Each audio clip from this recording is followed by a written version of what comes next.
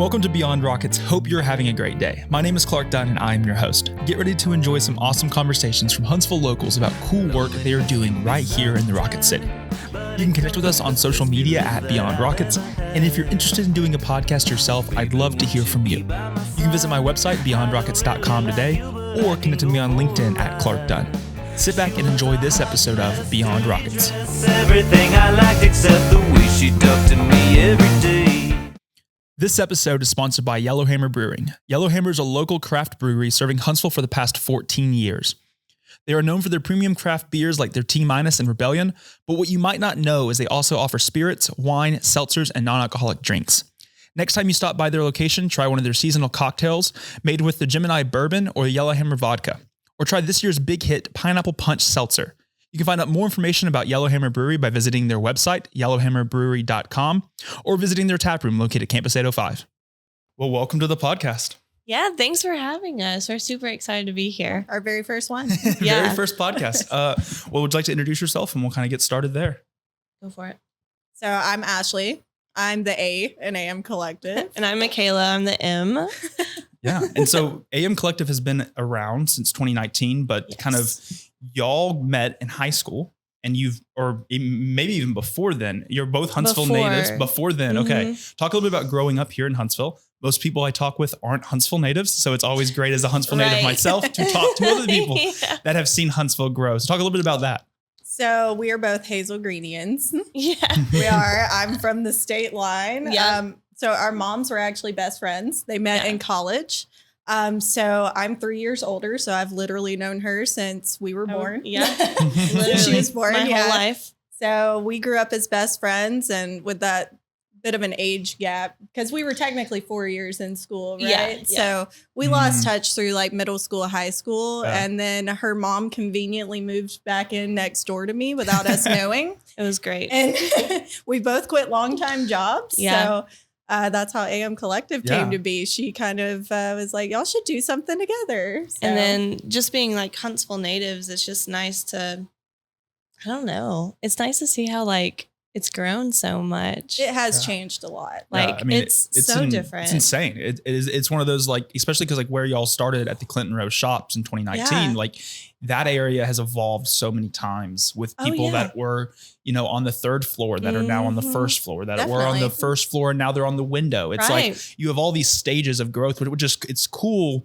to see because it's like these business owners like yourself have grown. And so like you've had the need to have more space, be more visible, be more seen by the public. Exactly. How does it go about, how did it go about to like, hey, we should do something together, to like, hey, let's open up a store? Like that's a whole nother kind of level on top of it. It's like, okay, at first, like we could probably just do something and not actually have a store and do all of that. Just kind of do it on the side or do it from our house, to like, hey, I'm actually going to get a storefront and make this a real thing. Right. So I would say we're both pretty impulsive people. It was definitely that. It was definitely, like she said, we both had quit our like longtime job that we both had, and didn't know that each other had quit. So her mom was the matchmaker. Mom was the matchmaker and making this happen. Actually, Dad too. Dad was too. Oh, he scoped out. He the scoped venue. out. Yeah. He Clinton scoped Row out Clinton for Row. us. Yeah. And we really didn't have a plan. Again, we're pretty impulsive, so we really didn't have any kind of plan. We just knew we wanted to create things and just have like I don't know, like something that was our own that we could feel. What am I trying to say? Well, we wanted a landing space, basically, because we were both creatives. It was coming out of long-time jobs like that. We really wanted a place out of our house, to kind of meet up and make things. And it kind of feels like an actual job. Studio. It's an actual job, because I came out of nonprofit development. So it was very much corporate and in an office and things like that. And so I liked having a space to go to work to. Right. And this was pre-pandemic by like 2-3 months. Yeah. Really. Clearly had no plan. Not a great time to start a small business, but it's we made it through. So I mean, it might not have been the best time, but I feel like if you can make it through that, you're probably okay for anything else. Absolutely. Oh, yeah. And it gives, honestly, it gave most people, it gave myself time to do things that like weren't the thing I was typically doing before. Like try new things Yeah, and it's everything. like yeah. the amount of times that like we went out and did stuff that was stuff that I didn't do before, that now it's become a regular thing, or like visiting places that we're just trying to help get through the pandemic. But so like you mentioned that you were both creatives before. What is sort of the medium in which y'all both create? Because I know it's a little different. Mm-hmm. So she actually went to UAH for art. Mm-hmm. Yeah, I was an art minor. It's evolved over time, really. Yeah. So I was very into like photorealistic acrylic paintings and charcoal and more traditional media like that in college. And then I was stuck at home during the pandemic and I ran out of art supplies, which is not great Not for great creative. for an artist. And I found my watercolors from college that I was forced to buy for a class. And I started doing pet portraits from home to make more money during the pandemic. And I still do many, many of those a year. And I really enjoy it. I donate them to local like pet charities and things like that too. Just because I love doing it. And I always get to meet the animals usually. So that's a perk for me. Yeah. Pictures. Yeah. So I do mainly watercolor now. I'm mainly homes and architecture. I have a fictional home series, which is really fun. And then the pet portraits. And I also, I make clay earrings just on the side. It's like good for my mental health project there. The fun part. Yeah. And then I do more like textiles. So I like to work with embroidery. And then I also have like my little sewing machine at home. Still like dabbling in all of that. My mom's a really good sewer and quilter, so she's kind of helped me in that aspect. But yeah, like I used to teach dance too, so that was also a very big like creative part for my life. And I don't know, we just like to dabble in whatever we can. And so when you opened the doors in 2019, what did the space look like?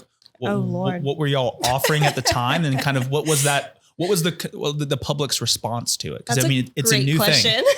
So we started out in the basement. Of Clinton. Yeah. In 100 square feet. Yeah. Goodie Vault used to be down there. Yes, exactly. We were right around the corner. Okay. From yeah. them, so. And we don't even know what we had in there. tiny rack of clothes that we were trying to get rid of from our own closets. We had a single wicker shelf from the 70s that was falling apart. Yep. That was my parents. Yes. It was my parents. Yes. And we just had our artwork. We had no idea that at the time that we were going to have consigners. Wow. Or other artists join us. I mean, we didn't have the space for them to, even if we wanted them to. But David, who is the owner at Clinton Row, he was really, really kind to us. And he wanted us to succeed. And I know the first week that we opened down there, he's like, we've got to get y'all upstairs. So we were thankfully only in the basement for like a month or two. Okay. And then like, thanks to him. Yeah. And it was actually during the pandemic, he reached out to us and was like, hey, there's a space up on the top floor. Still in the back hallway. But we'd love to get you up here if you wouldn't mind. So we took the jump and we did it. And then that space was a little bit bigger. It had a little bit more room for us. So we kind of expanded what we had already had kind of in the basement. And there was sunlight up there, which was nice. Sunlight. Yeah. So that was nice. We weren't in like... It was easy to figure out what time of day it was. Right, exactly. Yes. And then probably not even 3 months later, we were up at the front in the windows. Yeah. Yes. And is that when you first brought on other artists, or when did that transition happen to like offering? Because like now, if you look at your artist on your website, there's quite a few. Yeah. Yeah. And so when did that shift happen? Was it just out of somebody coming in and asking if they could have their stuff, or did you go out and seek people to bring in? It was actually the first one. Like we, our friends Emily and Lane, they do Wistful Wares. They were actually our very first vendors. Emily made like dream catchers and like all these cool things. And then Lane has his little children's book. So they were our first vendors. We had never met them before. We actually met them when we were doing, what was it called? It was the Edville's First Fridays in Fayetteville, Tennessee. They hunted us down there. They were like, hey, you should have some of our stuff in your store. Yes. So they were our very first, and they're still with us today too. Yeah. So. And did bringing on that first one happen when y'all moved to the front window, or was it when you were already up to the first floor? It was the first floor. Okay. Yeah. And then, but when we moved up to the window, that's when we started like, hey, we could actually have more of these people. So we really reached out to like our friends first, or like artists that we knew due to prior jobs that we had. Or people we had met at markets. Yeah. So then we just kind of started our own little family. Because then at the store. Maxwell Records was in that space too with y'all. So we actually started on the other side, the opposite side of Maxwell's. We were just friends with him. Okay. And we had our own individual spaces. We did end up expanding over into, you know, where Moana's soap sits? Yes. So we had that whole space first. And then probably, what year was it? Was it? I can't remember. It was August of 23. 23 is when we decided to go in with Maxwell's, because we work really well together. We enjoy each other's company, and records and vintage and artwork kind of just goes all like yin and yang. together. It goes in together perfectly. Yeah. So we took the jump, and he's always been so sweet to us. I mean, Jared is not a very outgoing guy, I wouldn't say, but like he made sure to make friends with us when we first moved in the building, and he would let us set up outside on the sidewalk, you know, on busy Saturdays, since we were in the basement or in the back hallway. And so he really supported us from the get-go too. Yeah. So it was just kind of a natural progression there. And then y'all ended up moving out of Clinton Row for a little bit over to the Railroad Antiques, I think, or like I know at least Maxwell was over there, but then y'all, I guess fall of 2024 or almost at the end of 2024, you moved into your new space, which is even bigger. I think I actually came on the grand opening day. Oh, awesome. Cool. And it was a whirlwind. Yes. I'm so sorry if we didn't say hi. You're good. And it was a crazy day. So how did that all transpire of, hey, look, I love Clinton Row Shops. We've been there. Let's move out and let's figure out the next space. Did you already have a space in mind, that space currently, or did you we're just kind of like, I'm going to move out and then figure it out after that? So we actually were kind of forced to move. So it's under new management. Our landlord that we had the whole time, David, had passed and left it to his grandson, and he had a new vision for the space. I know that he's like taken out walls and moved stuff around. And they have like a gallery and stuff in there now. So we were actually given 30 days to move out per our lease. So he just didn't renew it. So we talked to the ladies over at Railroad Station Antiques, and they got us hooked up with a booth for the meantime. So we put all of our stuff over there while we were looking.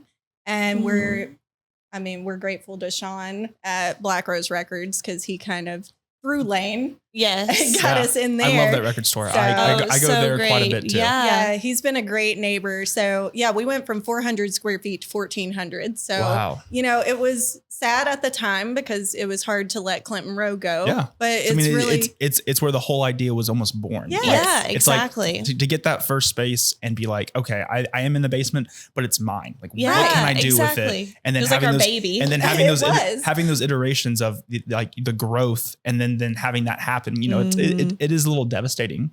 Yeah. But then now, I mean, your space, like you said, it's huge. Yeah. It's a push that we needed. Yeah. Yeah. Because we always say that we get comfortable. We might be impulsive, but we get comfortable where we are. And so I know that if we didn't have any kind of push or anything, we wouldn't have moved to expand. We would have just kept getting cramped and cluttered and cluttered. We definitely needed the space. And we wouldn't have done it without Jared, because Jared is he's part of the family. He's now. our big brother. We couldn't do it without him. Yeah. So. How long? I mean, the process of you getting that space to opening was fairly quick. It was insane. Talk a little bit about that process, and I mean, you had to do some build out. Like you had to do, you know, make it your own, because you had a vision. You already kind of had this brand created, and you needed that brand to look and feel like it did at your other locations, just in a bigger, better spot.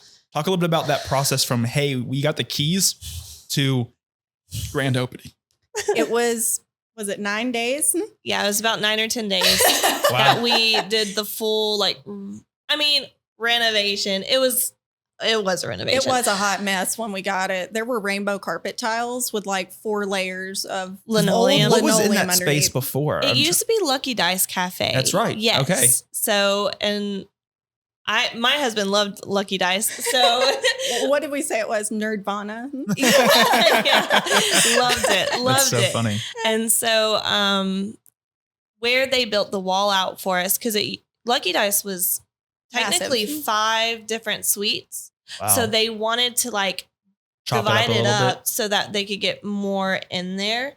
And that whole shopping center has like gone under so many different, like it's been revitalized. Oh, Like, I mean, I definitely. grew up in South Huntsville. yeah. And I remember when that like was fairly full Mhm. growing up. And then it was like for most of my high school, maybe empty.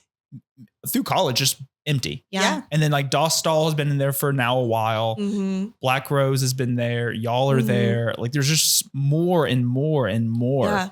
And so chopping that up allowed you to, have a space. So 9 days. Right. Would you recommend that? Definitely not. Probably not. I will say we probably wouldn't have been able to do it without like family. Like our Yes. family really Mhm. helped a lot. And thankfully we had some connections through Clinton Row to help us with the build out and the renovations. And I had a friend who was a realtor who I'm so grateful for because he handled all of the leasing for us. Yes. It Because that was is so great. far Told you over where to my head. sign. and- Yeah, and just you tell me said, where "Got to it." sign. Yeah. Because when we walked into the space, we got the keys. We went straight to the space and half our lights didn't work. Ooh. We didn't even have a light switch on the wall because they did build outs. Yeah. So they forgot to put a light switch on our side. To turn on it. So the To lights turn on got the turned on lights. the other side of the Yep. wall. Yes. Wow. Well, that's not So- really the most ideal scenario. It's not, but everyone was really nice and like, hey, we got to get this rolling. And they were like there that day. Like Mm. everyone was great. It was just, And funny how everything fell into honestly, place. we were most worried about losing our sense of community at Clinton Row. Yeah. Because like that downtown community is, Yes. very tight. people come to the Clinton Row shops because of all the creators and Yes. Yeah. creatives there. Yeah. And so like it almost did a little bit of the marketing for you. Yeah, like you didn't exactly. really have to try and get people to come because they would just walk upon it. Right. Yeah, But the foot now traffic was great. There's really not, most people aren't just walking down Parkway. I wouldn't advise it. Wouldn't Yeah, I wouldn't recommend. advise it. And it's where y'all are at is fortunately it's right off the exit. So it's Yeah. easy to get to. Mhm. If you go past it, you have to do a full loop around. Yeah. So that could also happen. Or you get off at exit earlier. We've done that Yes, quite a few I was times. 100%. We have done it, 100%. yes. It's you start getting off and you realize you can't merge all the way over quick Yeah. enough, and you just go all the way around Go all and the try way it again. But how was that initial opening? Like, did the clientele that you already had come over and continue that support? Did you find more new people that were at Dostal or at Black Rose that were, because like when y'all did the opening, it was a kind of a partnership with the people that are there. I mean, Yeah. Bigfoot Little Donuts had Yeah. donuts there for y'all. Black Rose was doing a lot of stuff. Mhm. Y'all were doing your stuff. Dostal was busy. It was a great It like was weather day too. amazing. Yes. So like how was that initial opening? Did you see people that you've never seen before come in? Yeah, we definitely did. I would say it was a very great mix of our old clientele mixed with like our friends and family, of course. But we had so many people that we had never seen come in. It was beyond our expectations. Yeah. Really. Mhm. Like we were hoping for a crowd, but it was busy from start to finish. Wow. Like Yeah, we never sat down. When was the official? I'm trying to remember when the official opening was of the new November space. 9th. November 9th. So Yeah. you mean Yeah. you've been in there now going on over 2 months, going Mhm. on 3. Yeah. How has that continued growth? Did you take that momentum from that opening and you've continued to see that throughout the holiday season? Because I mean, like Yeah. the timing for holiday shopping could not That's have been what we better. were pushing for. going for. That's it. And so talk a little bit about that momentum getting through the rest of 2024. Yeah. You've been in business now, I guess at the time of the move, because you opened in November of 2019. Mhm. So I guess you were 5 years Yeah. in business when you made that grand opening at the new location. Mhm. Talk a little bit about finishing off your 5 years of 2024 and finishing it off. And then now what the last 2 months have been of the 2025.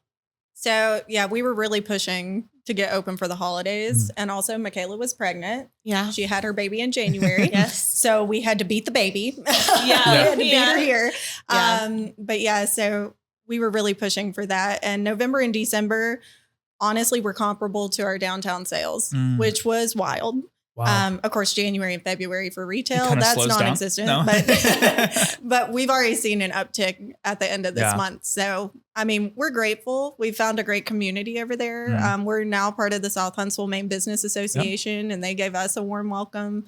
And honestly, I never saw us in South Huntsville, but it's working out. So sometimes you just end up where you need to be. Well, and what's crazy too is when we told people that we were moving to South Huntsville, we got a lot of, that's where I'm from. That's where I live. Yeah. Like a lot of people, a lot of our clientele was actually part of And our vendors. Yeah. And our vendors were part of South Huntsville. And so it was very convenient. And I know a lot of people were excited about the parking because downtown parking is hard. I was excited about the parking. Yeah. So, and like loading and like our vendors dropping stuff off, they love it. So it's been nice. Yeah. And so as 2025 has just kind of started, what are some of the sort of goals that y'all have for AM Collective as you're moving into this new year, into your 6th year of business? What can people expect to see or things that you hope to do this year? We definitely want to do a lot more markets. We usually stick to more like local markets, but I think this year we're going to push beyond and like travel a little bit more. We're very excited about that. I know we kind of want to have some kind of an event for our store. We're still working on it. It's a secret. It's a secret.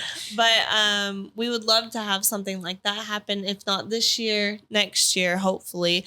We want to add more artists too. We've already added 2 this year, which is exciting. I think that brings us up to 28 artists. Wow. So yeah, 45. plus all of our consigners. Yeah, I think it's 45 maybe vendors total now. So we're very grateful. But yeah, we actually just added a lady who upcycles clothing and a new potter.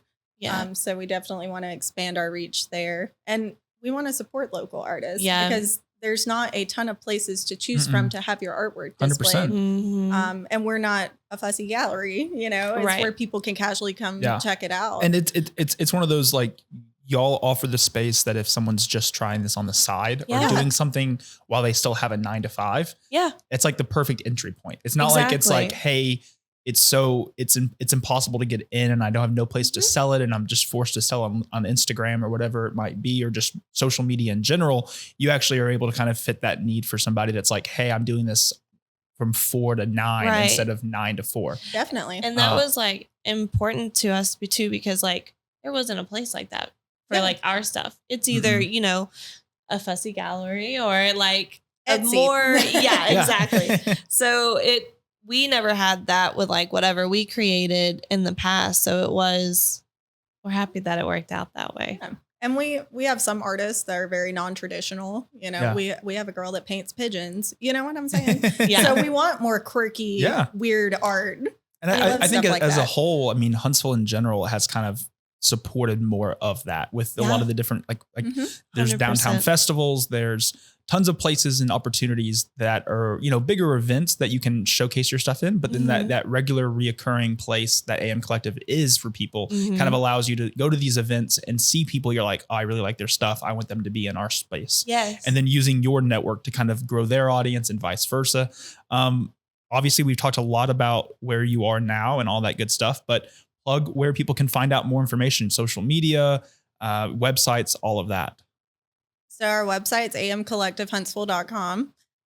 We're working on redoing it, so bear with us. We were waiting for me to get off maternity leave so that we can like revamp it a little bit. And that's technically next week. So she made an exception for this. Perfect. I appreciate it. And then on Instagram, it's at amcollective.huntsville. Okay. And we'll be sure to have everything in the episode notes so people can find out more information. It's exciting to see just how much y'all have grown in 5-6 years, going through COVID, getting through that and continuing to expand. I mean, it seems to me that the expansion even at your current location might happen again. Like you might have even more space, which is crazy to think about. I'll be sure. I'm excited to see. I mean, I think having y'all in South Huntsville is huge. South Huntsville needs more cool things. Yeah. I mean, growing up there was not the most cool place. Huntsville in general wasn't the most cool place. And so now seeing South Huntsville become this cool place it's exciting. But I appreciate y'all being here today. Yeah, thanks for having us. It was so much fun.